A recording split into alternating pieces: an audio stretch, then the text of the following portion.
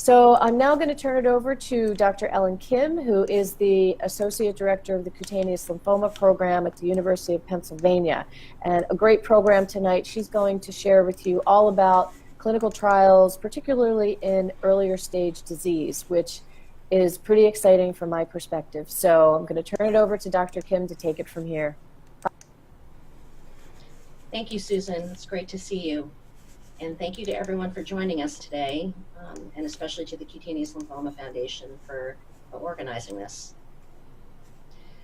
So I've been here at Penn, the Penn Cutaneous Lymphoma Program, for 15 years, and it's been my pleasure and privilege to see cutaneous lymphoma patients in clinic on our photopheresis service, and also doing clinical trials. So I've been involved in a number of clinical trials and hope to share with you today some of my experiences, talk to you a bit about what's involved in clinical trials, and also answer your questions.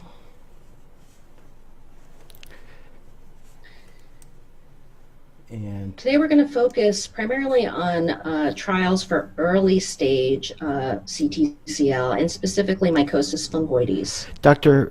Kim, if you could go ahead and please click the share your desktop. We'll talk today about definitions, what exactly are clinical trials, because I know there are many of you out there who have not necessarily had the experience of being in them. Dr. Kim, if you could please click the share your desktop button on the, no problem, thanks.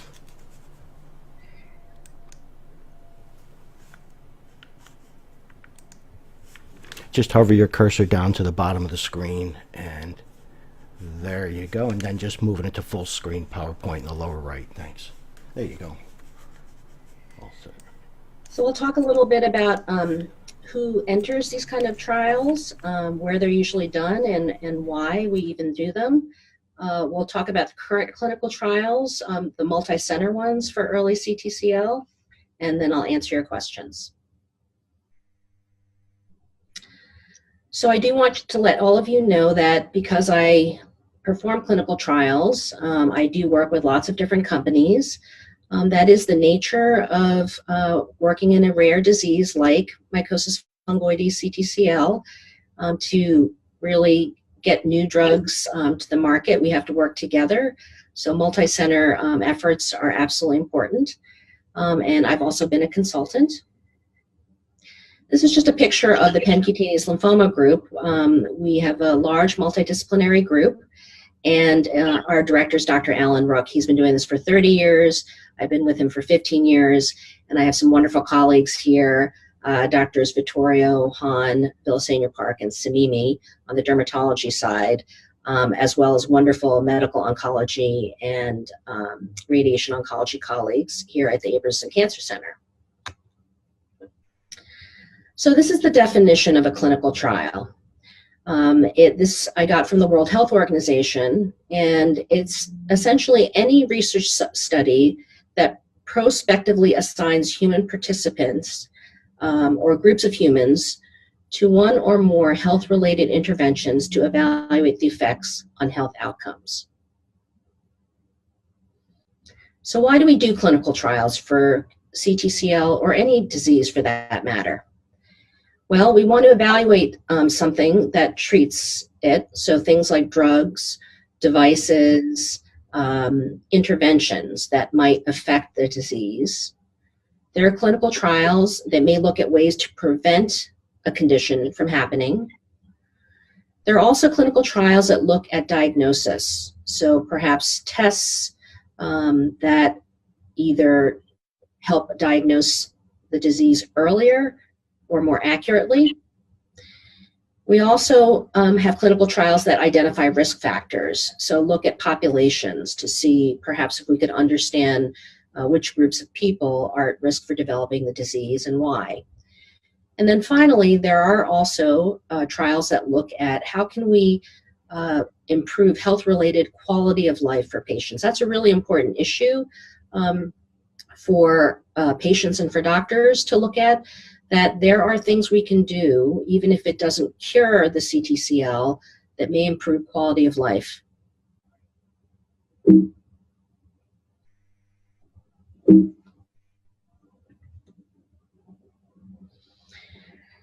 So we'll start a little bit about who actually does a clinical trial. So clinical trials, there is something called the sponsor and then the principal investigator.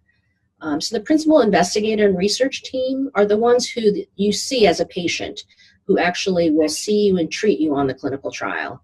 And the principal investigator often is a doctor, and their research team can include a clinical research coordinator or clinical research nurse or fellows, residents, and other members of the team, pharmacists, that help conduct the trial.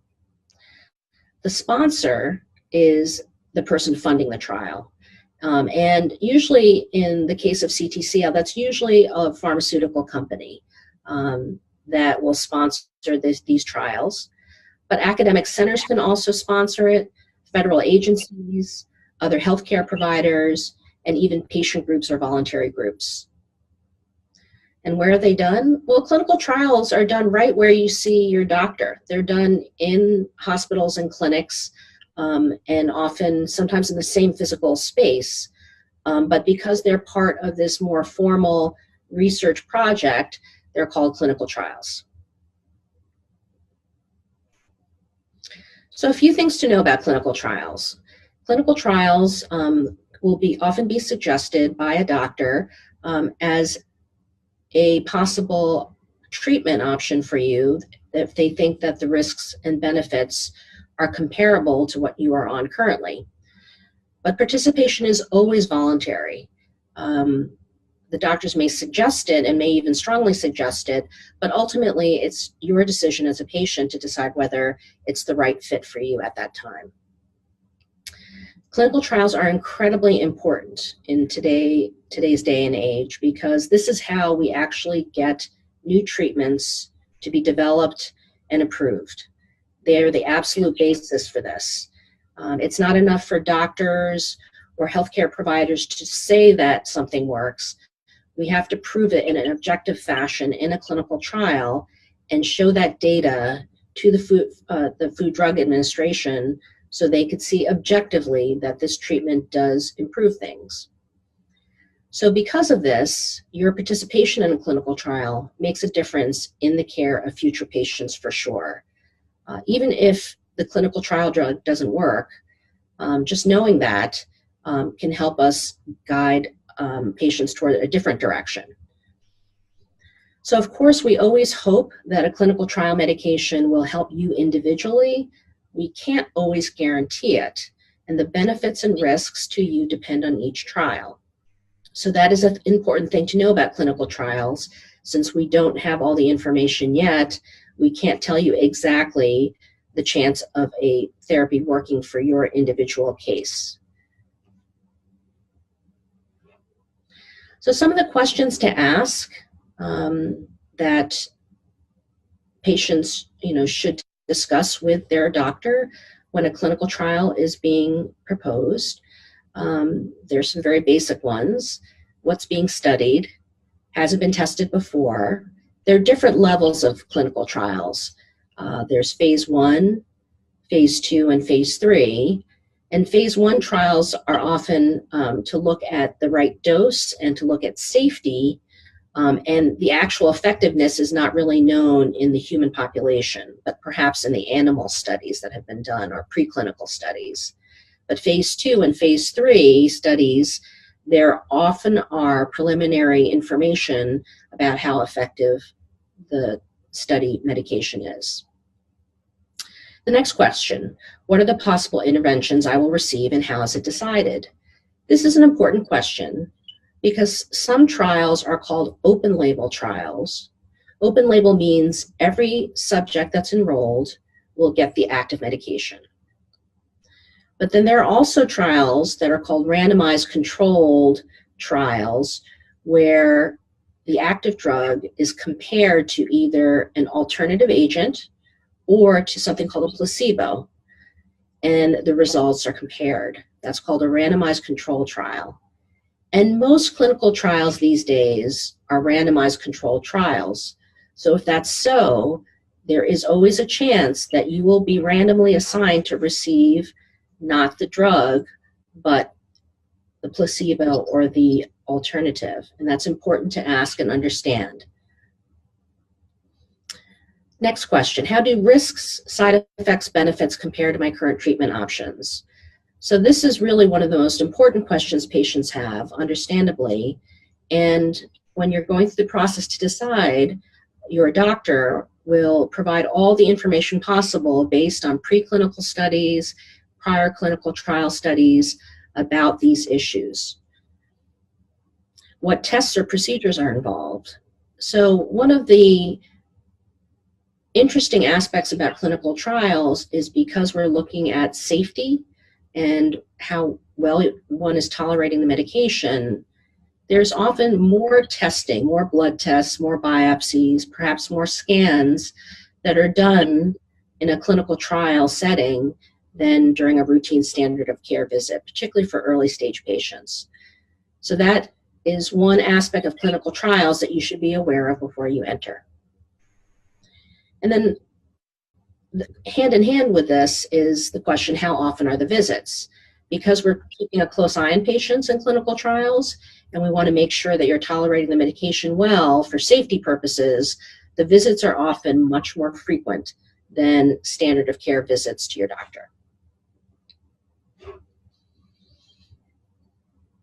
And then the last 4 questions are pretty straightforward. How long will the study last? That's important to know. Although it is also important to know that at any point, you may withdraw from the study if the risks and benefits ratio is no longer favorable for you. And that, of course, is a two-way discussion between you and your doctor. But it's important to know how long the study will last, because clinical trial visits, there's often a pretty strict schedule to adhere to. Will I be reimbursed for expenses? That's a very good question, and often you are, because the travel involved and the parking and the transportation, that is taken into account, and often clinical trial patients will be reimbursed for those standard travel expenses. And sometimes patients come from quite far to participate in a study, and those expenses can also be reimbursed depending on the study. And then finally, this question, this is the most common question I get from my patients. If I benefit from the intervention, will I be able to keep receiving the medication after the study ends? And so that question really depends on the study. For most early stage clinical trial drugs, most of the time the answer is no. You cannot continue to receive it. You will receive it most likely if it gets approved, but that could take several years. For advanced stage patients, patients whose disease is life-threatening, those patients, many times, they can receive the drug for a while after the study ends. But again, it's a case-by-case basis. But luckily for CTCL, we do have many treatment options. So from my perspective as a doctor, while of course it's a little disappointing not to continue receiving a medicine that's helping a lot if the study ends, we can transition and rotate to other therapies, and then we hope that enrollment goes well so that we can get the medication approved eventually. And then will I receive the results of the study? So the results take a long time to gather and collect for a clinical trial. So that certainly can occur, but it may take years. One example was the mogamulizumab study. From start to finish, it really literally took 7 years for them to start first enrollment till the drug was approved and available for patients. So it can take a long time because we're dealing with a rare disease, and it's difficult to enroll lots of patients quickly because of eligibility criteria. And Dr. Kim, this is Mike. Let me Programs bring myself upcoming on will be camera Philadelphia here, and on let me March just the 16th, turn be off in the that New Orleans. audio there for a second. First of all, that's very, very helpful. Thank you for that upfront overview on sort of clinical trials 101. For those folks that are just joining, Susan Thornton is actually traveling today, so I'm going to be filling in and helping to moderate and facilitate the question and answer portion of the show. So if you do have questions, please type them in now in the chat here on Facebook, and we will get to your questions a little bit later in the Facebook chat here, as Dr. Kim is about to take us through some actual current clinical trials for early stage disease. Go ahead, Dr. Kim. Thank you. So I thought I would set the stage first about current approved agents for early stage mycosis fungoides CTCL. And just to clarify, that's stage 1A, 1B, and 2A, patients with patches or plaques, generally less than 80% of their body. So you can see here, this chart was taken from what we call the National Comprehensive Cancer Network Guidelines, and it's broken up into two lists. The top list are the agents we use for patients with relatively limited or localized skin patches and plaques. And then patients who have more generalized spots, and arbitrarily I'm going to say more than 20% of your body, then there's a slightly different list listed second. So if we go through the lists, and many of these will be very familiar to you in the audience, we use topical corticosteroids, topical chemotherapy, and the two chemotherapies we use topically are mechlorethamine, also known as nitrogen mustard, and carmastine, which is on the bottom of that list. Those are topical chemotherapies. There's local radiation therapy. There's topical retinoids, such as bexarotene, tazarotene. There's phototherapy. And then there's topical imiquimod, which is an immunotherapy, a topical immunotherapy. And then the list for generalized skin disease is pretty similar, but you can see on the bottom of that list, TSEBT, total skin electron beam therapy. That's a type of radiation therapy that is used for the full body. And then you can see that also there are some topicals that are not on the list for generalized disease, such as topical retinoids and topical imiquimod. And the reason why is those agents, when you apply them to a larger body surface area, they can just get too irritating. So it's just not feasible to use those for generalized therapy. So these are the therapies that are on the market that we use actively. And so when do we start thinking about clinical trials? So as a physician, when I see my patients, really at any point, one can consider a clinical trial at any point during your time with having early stage mycosis fungoides CTCL. But generally my patients will often think about a clinical trial when they've been through the initial therapies, and if they feel like the side effect profiles of the therapies are getting a little bit burdensome. And then I would say that about 15% of early stage patients have what we call in dermatology as refractory, which is our term for just really stubborn, not getting better, very symptomatic and uncomfortable, and just not really responding to our standard therapies. So often that group will be interested in learning about the options available for early stage disease.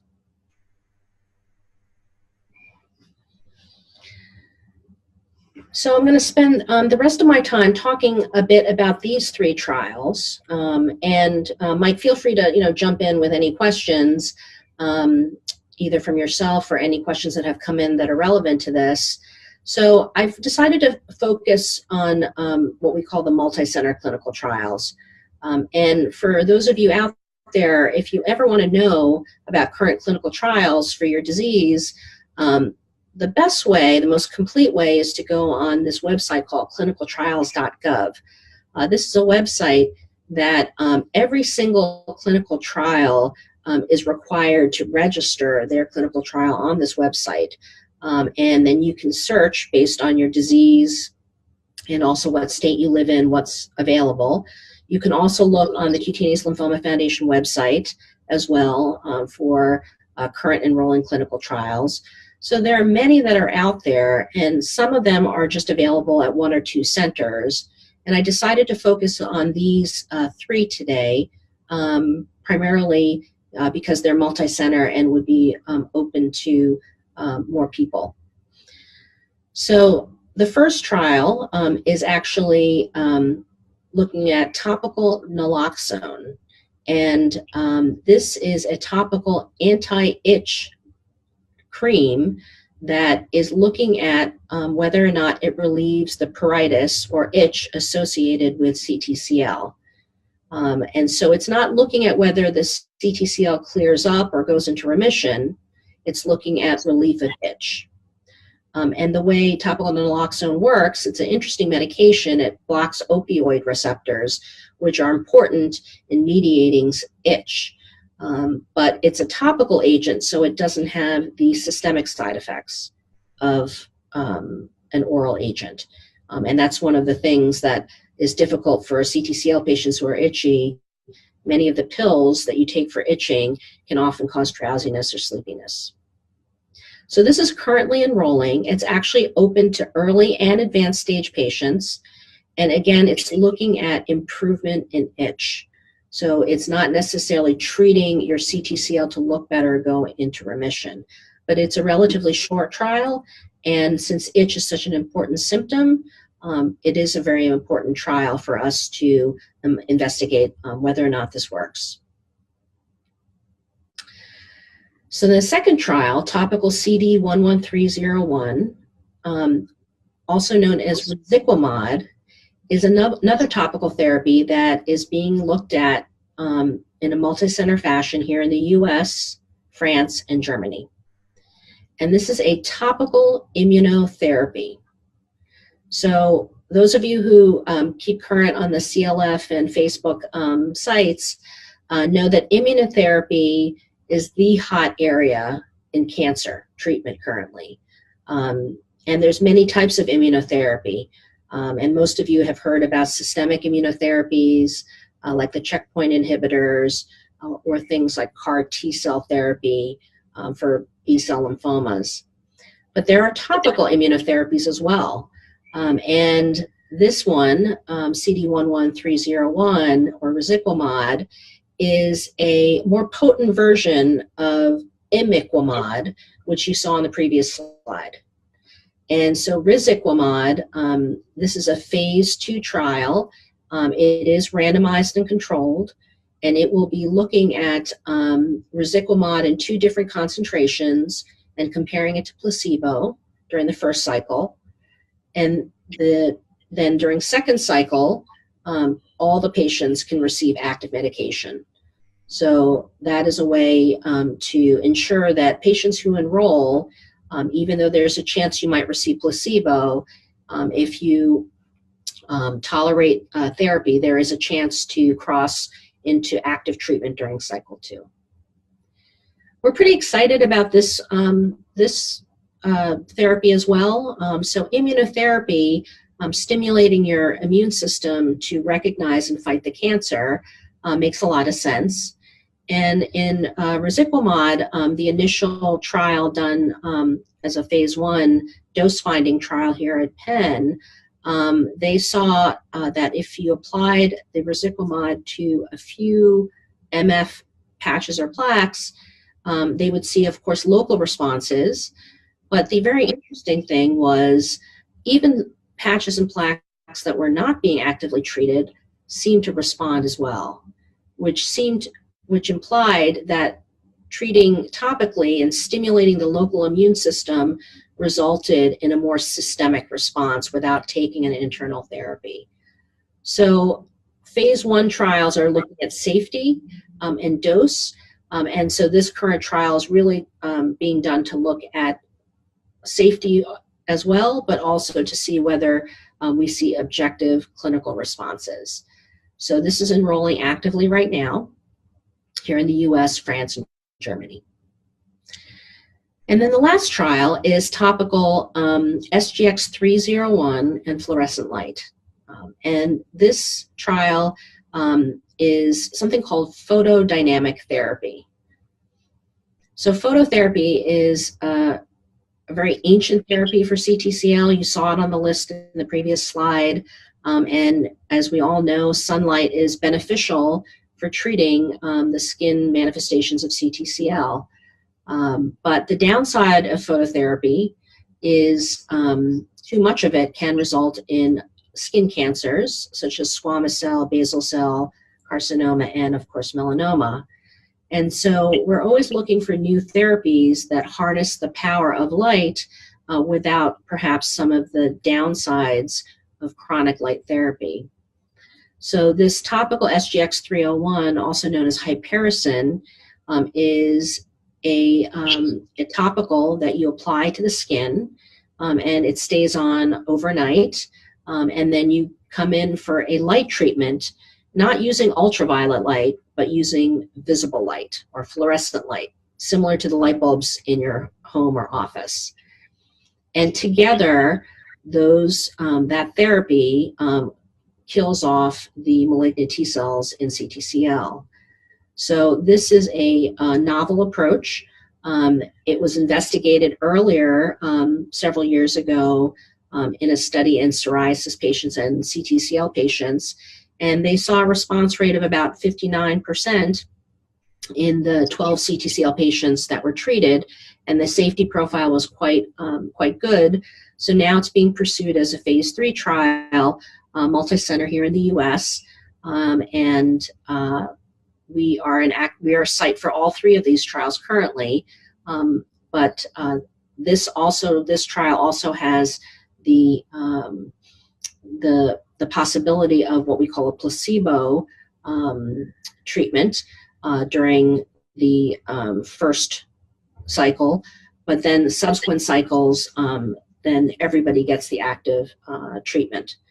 So that is topical SGX-301 with fluorescent light, also called the FLASH study. Okay. Oh, you have some more to share. Go ahead. Last thing. So the other thing I wanted to mention about, in terms of clinical trials, there is such thing as observational studies. And observational studies means that there's no actual intervention that the principal investigator or doctor is giving you, but it is, these studies are basically asking your permission to enter your information about your diagnosis, your stage, your treatments into a disease registry to follow over the long term. So some of you may have been approached by your doctor about the U.S. Cutaneous Lymphoma Consortium disease registry to get your permission to enroll your information in a secure fashion. And there's also something pro-CLIPI that's an international effort looking at MF and Sezary syndrome.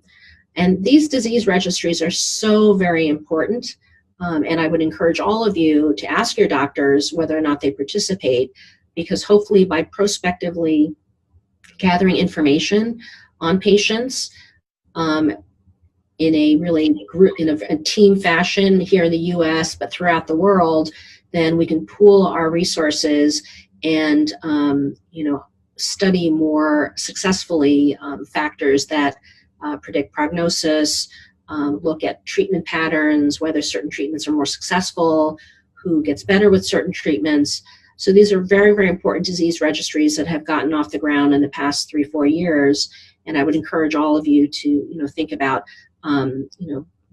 registering through your doctor. But these are considered clinical trials because we need your permission to share your information. And so I included that in my talk today.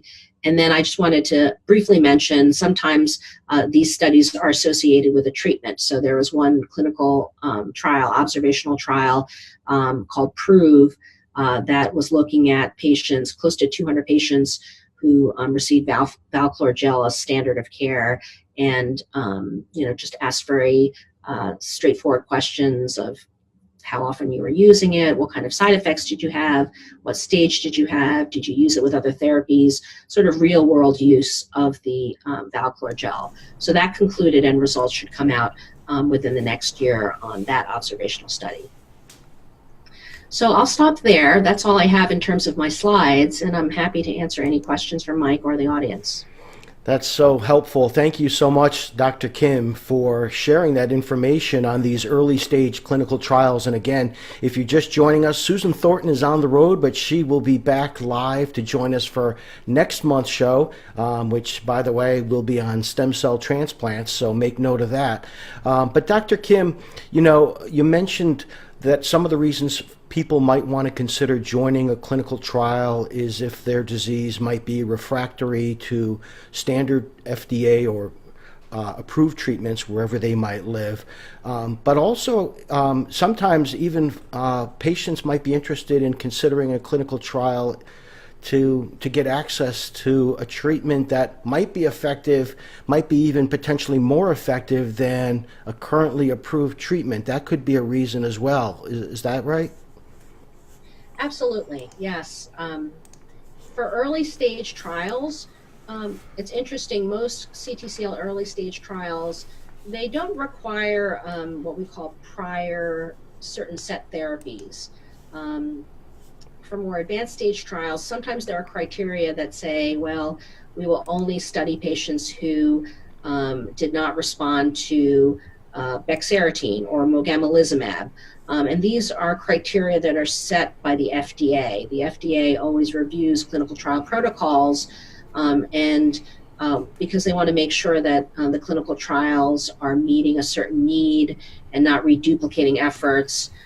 But having said that, patients, I always like to quote the National Comprehensive Cancer Network guidelines. They say that really the best treatment for any cancer patient is to consider clinical trial options equal to current standard of care. So I would encourage people to always think about a clinical trial option, even if your disease is pretty stable, but you're just interested in thinking about the newer therapies. Great. And we do have some questions from the audience that we're going to get to in just a moment. So if you do have a question for Dr. Kim on clinical trials for early stage disease or other questions related to cutaneous T-cell lymphoma, go ahead and type them in the chat and we'll get to them in just a moment. Dr. Kim, you mentioned the mogamulizumab trial, which of course is for more advanced disease, a systemic treatment. My mom was in the mogamulizumab clinical trial, and since that was a phase 3 trial, she was initially randomized to the standard of care treatment of varinostat, and then she was able to, after about 12 weeks, based on the parameters for that trial, her disease progressed sufficiently that she was allowed to switch over from the varinostat to the mogamulizumab. Is that common in clinical trials, that sometimes if you're in, let's say, a phase 3 where they're comparing the trial treatment to the standard of care treatment, is it common for the patient to be able to switch over if they don't respond and they're initially randomized to the standard of care treatment? Yes, we call that crossover. So crossover design is extremely common in cancer clinical trials in particular, and the crossover sort of criteria vary from trial to trial. So for instance, for early stage patients, crossover often happens regardless of response. For the placebo arm, they say, we want to let people have a try at the new medication after the first cycle or whatever predefined period. And then for more advanced stage patients, often crossover does require showing that the disease has officially progressed. So official disease progression is defined certain ways in the skin, blood, and lymph nodes. So it doesn't necessarily mean, oh, well, I'm not getting better. Stable disease doesn't always qualify for crossover. So that's one of the potentially frustrating things about advanced stage crossover definitions. But at least these trials allow crossover. And so that would be very important because, of course, we don't want cancer patients not to get better on a therapy. We want to have them have the opportunity to get the active drug. Great. And I don't know if you mentioned this, but the three trials that you mentioned, are these phase 1, phase 2, phase 3? So they're phase 2 and phase 3. Okay. And both phase 2 and phase 3 often are looking at efficacy, meaning how well does the drug work? What percent achieve a partial response, defined as 50% improvement from baseline, or a complete response, 50 to 90%, 99%, and complete response is 100% improvement in all the disease compartments from baseline. And then if for a trial that maybe is, let's say, a phase 3, was it worthwhile for the patient to ask about the phase 1 and phase 2 results if they've been published, to just get a sense, potentially, even though the sample size of participating patients might be small, to get some sense of the potential efficacy of the treatment? Yes. So the prior data about safety, what are the side effects, and efficacy, how well it worked, is certainly an important question to ask when you're discussing the trial with the doctor. Before you even enroll in the trial, there's something called an informed consent, which is essentially a permission slip, but it's the longest permission slip you ever read. It's often 10, 15, 20 pages because it's meant to provide as much information as possible to the patient about side effects, risks, benefits, what's involved with the study. And oftentimes, in fact, almost always, we try to we provide that to patients to read ahead of time and show it to family members and ask your doctor. Some people have a local doctor and then they go to see a specialized doctor for a clinical trial, and you can always discuss the clinical trial consent form with your local doctor. And we really take the time to not rush people into the decision about entering a clinical trial and have all the information available to make an informed decision. Sounds good. Well, here's our first question from the audience, and we have several of them. Have you heard of anyone trying Revlimid? Certainly. So Revlimid is an oral agent. It's also known as lenalidomide, and it is considered what I would call a second or third line oral agent or pill for CTCL. It's listed on the NCCN guidelines as an option for treatment. It's not officially FDA approved for CTCL. Many medicines are not officially FDA approved for CTCL, but they're on the NCCN guidelines. And the reason why is because clinical trials for CTCL take a long time to complete, and many pharmaceutical companies often don't pursue clinical trials formally for CTCL for established medications because it just takes a lot of time and resources, and that's unfortunately the way it is sometimes for rare diseases. But Revlimid, yes, is indeed an established therapy. It is considered more second or third line primarily because of just compared to the other initial systemic therapies that are used in terms of side effect profile.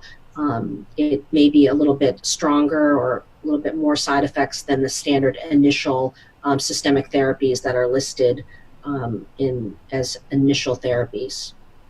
Okay, great. Well, this one's a little too long to fit in my little comment bubble, so I'm going to read this one. Hi, Dr. Kim. So excited and happy that you are doing this. I was diagnosed 4 years ago with mycosis fungoides stage 1A with 4 to 5% body surface area. However, I've had mycosis fungoides for 27 to 29 years. Like a lot of individuals, I thought it was dry skin, no itching. But now I have approximately 8% body surface area, 2 large patches 5 inches by 5 inches and many small ones. I've not treated it as there is no, quote, light box close to where I reside.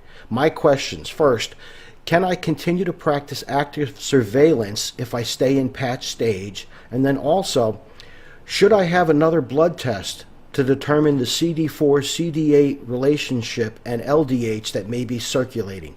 Your expertise and suggestions are so appreciated. Good questions. Yeah, I can tackle that. Although I would say that you know, my recommendations and comments, you know, I they don't substitute for the plan and oversight by your CTCL doctor. That's the most important thing, to follow up regularly with them so they can ensure that you are indeed staying in stage 1A, and you know, can make sure that things are looking stable. But I can comment a little bit on management of stage 1A. So stage 1A disease where you have patches or plaques less than 10% of your body surface area is a very early stage, and overall prognosis is excellent. This particular stage, overall survival is no different than age-matched controls. So sometimes doctors use the terminology for stage, or use this saying for stage 1A, you will die with the disease, not die from it, just indicating how indolent or non-aggressive stage 1A is on average for patients. So we really focus treatment on, we define treatment goals for you. You know, if you're itchy and uncomfortable, if it's spreading, if it's unsightly, then there are many good skin treatments that you can do. But your question about active surveillance or watchful observation certainly is a potential option that is recognized in certain treatment guidelines. It's explicitly acknowledged in the European treatment guidelines, because the question is, we don't know for stage 1A whether being very active about treatment or saying treatment is mandatory really changes the overall very, very good prognosis for this group. In terms of blood tests, it depends on the provider. Every CTCL patient gets baseline blood tests for staging, and LDH is certainly one of the basic ones, a complete blood count metabolic panel. Every CTCL patient gets that at baseline. The CD4 to CD8 ratio is a specialized test. It's often part of something called flow cytometry of the blood, and that is often done in most patients as well, although some providers do think that the chance of finding a positive or abnormal CD4 to CD8 ratio in a stage 1A patient is pretty low, and so they will sometimes defer that in terms of that blood test. But it really depends on the provider. And then in terms of how often it's repeated, it also depends on the provider. I often recheck it only if patients are having a flare or their disease is worse than when they first met me, or the worst flare they ever had, or if there are things on the physical exam that concern me, or if there are things on the biopsy that concern me. So all of these recommendations, as you can see, depend on regular evaluations, physical exam, history taking, evaluations by your doctor so they can give you a complete picture of where you stand. But since you have had the disease so long, for many years without much symptoms, and it's, you know, pretty slow moving, and you're asymptomatic, it sounds like you're doing pretty well. Okay. Next question. How often should we have a PET scan diagnosed with stage 1B? So is that similar to what we just talked about? I'm not sure. Yeah, it is. It's a good question. It comes up a lot. So I think that, let's talk, again, we talk about tests at diagnosis and then follow-up tests. And for stage 1B, which are patches and plaques, greater than 10% body surface area, but less than 80%, as you can imagine, that's a pretty heterogeneous group. There are patients, if they have 79% body surface area patches or plaques, that's a lot of CTCL skin rash. So it really depends a little. It also depends if you have patches versus plaques. It also depends if you have different subtype. There's something called folliculotropic mycosis fungoides.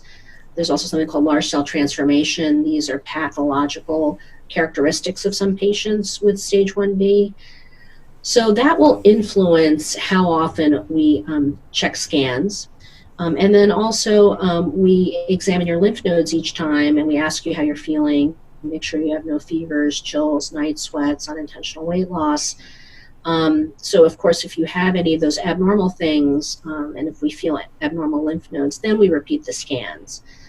But the bottom line is we want to avoid unnecessary scanning because of the radiation sort of dose that you get with each PET CT scan or CAT scan. If possible, if you're a low-risk patient doing well, then we try not to repeat the scans too frequently if we can for early-stage patients.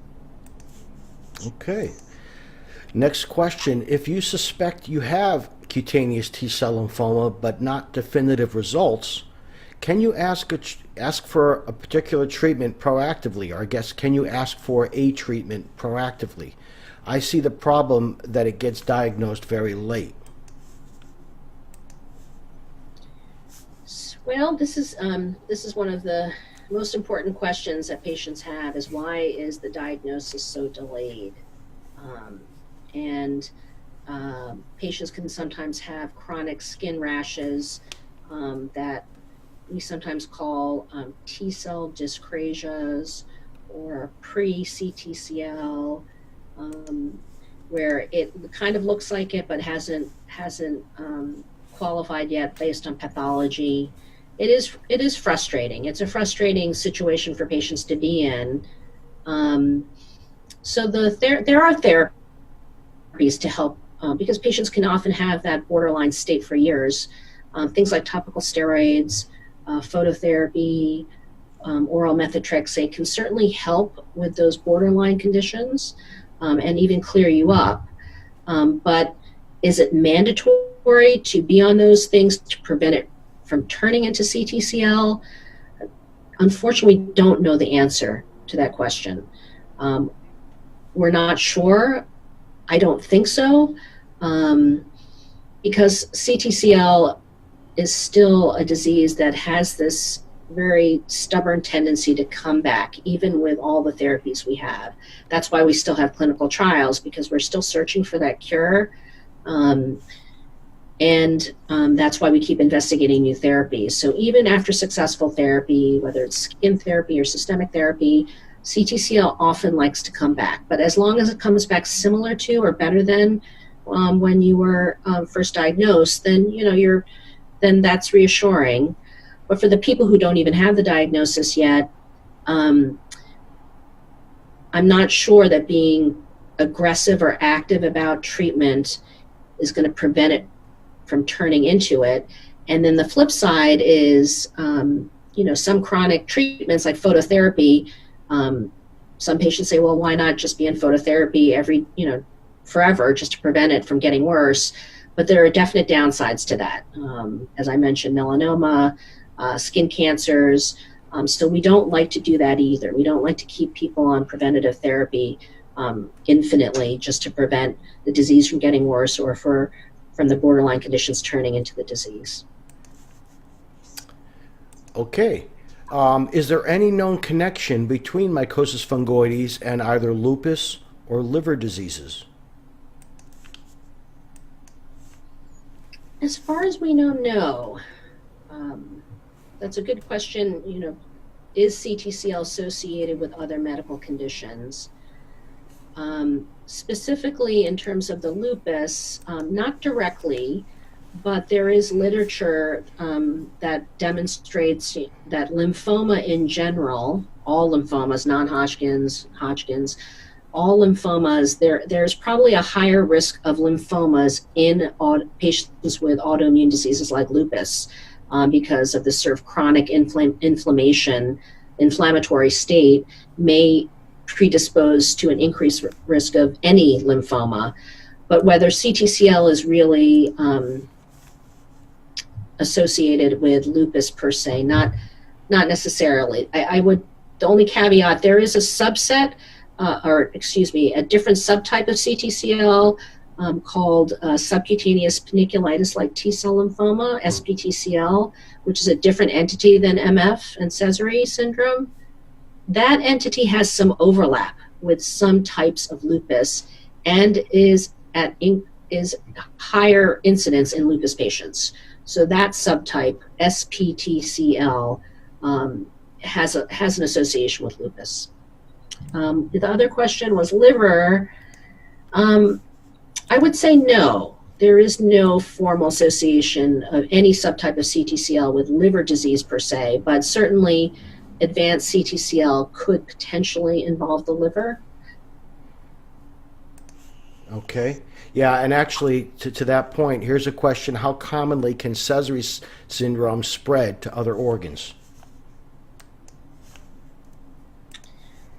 Sezary syndrome is a distinct subtype of CTCL that is closely related to mycosis fungoides, but has enough distinct features that it deserves its own category. And as a group, Sezary syndrome does have, it's a more aggressive disease for reasons that we don't totally understand. And most Sezary syndrome patients do have very extensive skin involvement.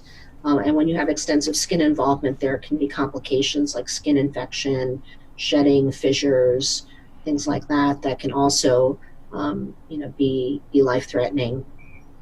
So Sezary syndrome, I would say there is a risk. And the definition of Sezary syndrome currently is all Sezary syndrome patients do have some of the malignant T cells in their blood that are detectable. So that is part of the criteria of having Sezary syndrome. In terms of spreading to lymph nodes or internal organs, there is a reasonable chance, but it really depends on the degree. There's different types of lymph node involvement, and some types of lymph node involvement still, may be seen in more slower or indolent course Sezary syndrome. If it spreads to other organs like liver or spleen or lung or other places like that's a serious situation that does occur. It is not super common, but it can occur, and that does require active and aggressive therapy. Okay. We do have a handful of additional questions. Do you have a hard stop at the top of the hour here, Dr. Kim? At the top of the hour is fine. Oh, okay. If we just a little bit there. Okay. So here's one more about early stage disease. We've talked about PET scans and blood tests, but what tests should I have on a regular basis for MF stage 1B? So this question is similar to the ones we addressed earlier. I think for there's the initial staging tests, which include blood work. For my stage 1B patients, I usually do like to do the basic blood work and the specialized blood work, what I call the flow cytometry and T cell receptor gene arrangement studies of the blood. And then in terms of CAT scans and PET scans, it kind of depends on the age of the patient and how much body surface area is involved, and if they have patches or plaques.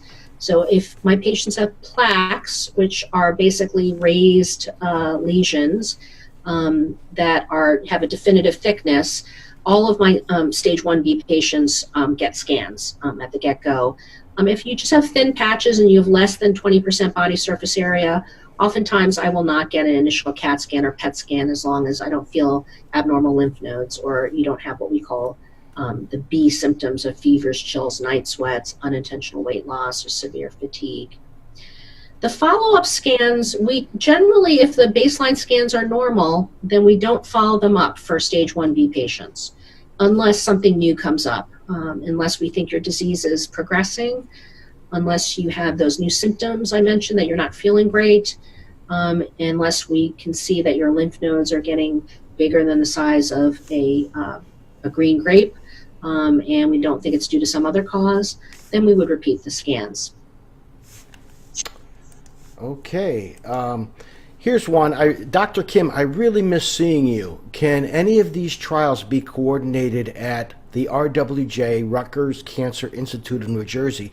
And maybe I'll ask more broadly, if someone is interested in participating in a clinical trial and it's not, a center of expertise near them is not participating, are there ways for them to reach out or try to make that happen?